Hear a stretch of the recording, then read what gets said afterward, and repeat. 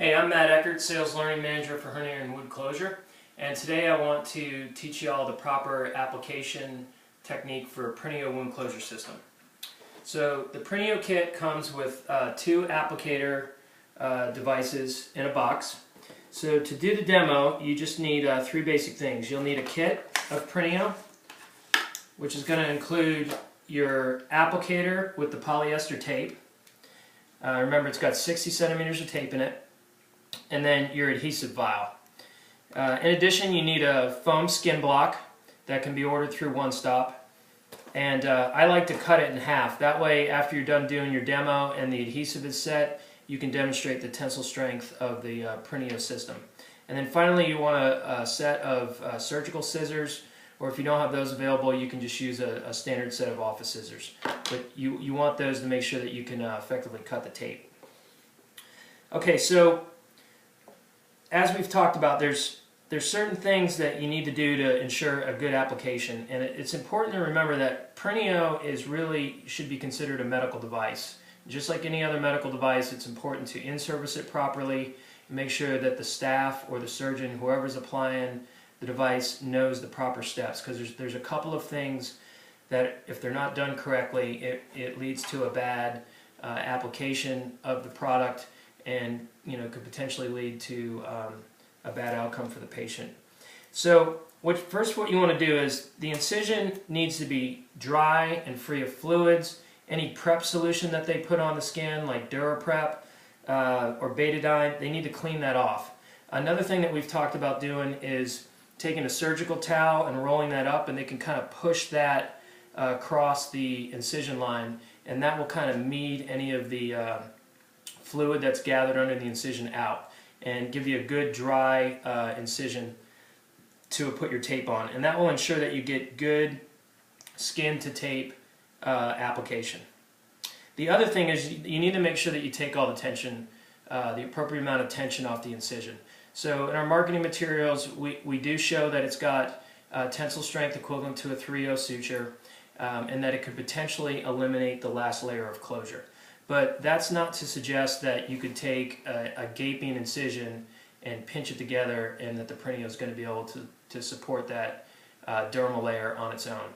So we tend to run into that problem mostly in GYN with C-sections, where they're accustomed to just closing the fascia and then going straight to the skin layer without any subdermal suture support and just stapling the skin. So it's important that they take the tension off the skin, whether that's through a deep dermal absorbable suture, or if you need to, a subcuticular suture. Okay, so the first thing you're going to do is apply the tape, and I'm going to show you two techniques for applying it. The first that's most commonly taught is the push technique, and in order to do that, you're going to express the tape out a couple centimeters beyond the edge of it, and you want to orient the applicator so that the dermabond is right side up, so you should be able to read it easily. And then you're going to fold the tape underneath.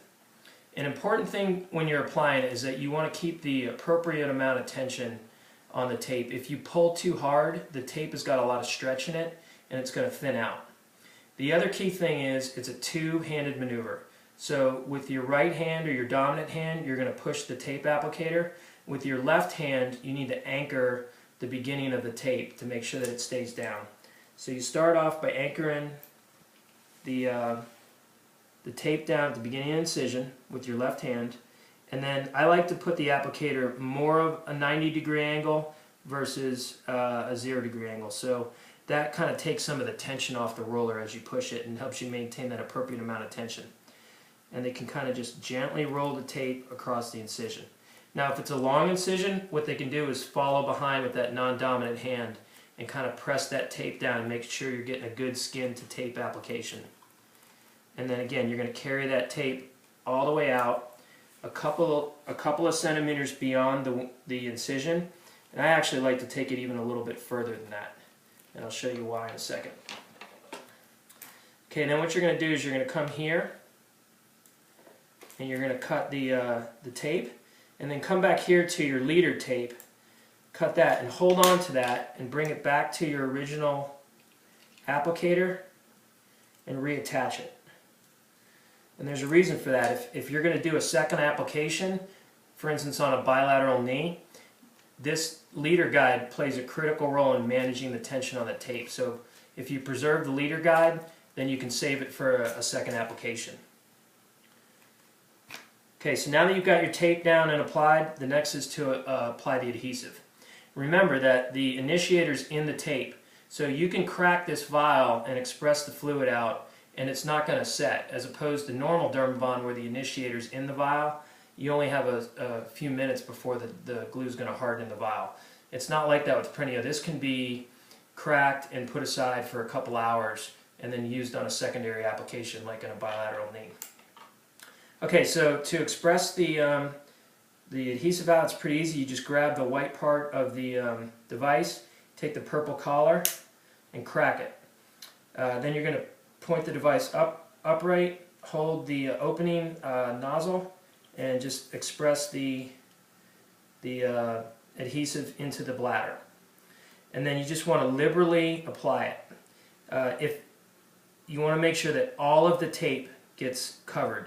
If some of it is not covered, it can cause a little bit of skin burning on the patient. So you really want to be aggressive with how much you put on. If it runs over on the edge a little bit, that doesn't matter, because remember the applicator is in, or I'm sorry, the initiator is in the tape. So if it runs a little bit beyond the edge of the skin, they can easily just wipe that off with a Moist Raytech. Another thing that they can do is, again, you want to make sure that that tape is pushed down to the skin, so they can take the tip of their Prineo, and if you got any dimpling in the skin where the polyester tape isn't in contact with it, you can take the tip of the applicator and kind of push it down. Another technique is you can take the back of a forceps and again kind of push that down to make sure that that tape's getting good contact. Alright, so that's the basic application that you most commonly see. The final one I wanted to show you is what we call the pull technique. And in that, you're going to kind of do the opposite. You're going to turn the applicator upside down. So the Dermabond should be upside down and unable to read. And you're going to start on the far end of the incision. Again, you're going to anchor it with your hand. And here you can just roll it back towards you or pull it back towards you. Both ways kind of work. Some reps prefer teaching this. It works particularly well in like breast cases for like the axillary node area where you're coming kind of down towards the floor. A lot of physicians have found that in that instance it's easier to pull it than it is to push it. And again, so now you've got your tape, and as I mentioned, this adhesive hasn't set in the vial because the initiator's in the tape, and you can just come across and paint more adhesive on the polyester tape, and then you get two good applications. Now, in reality, on a patient, it will set in about 60 seconds. But remember, it's an exothermic reaction that reacts to the patient's skin, the heat in the skin. So on the demo device, which is cold foam, remember that's going to take a little bit longer for it to set. So give it about 3-4 minutes before you can actually pass it to the physician and have them test the tensile strength. Alright, so that's the basic application technique. I hope that helps, and let us know if you have any questions.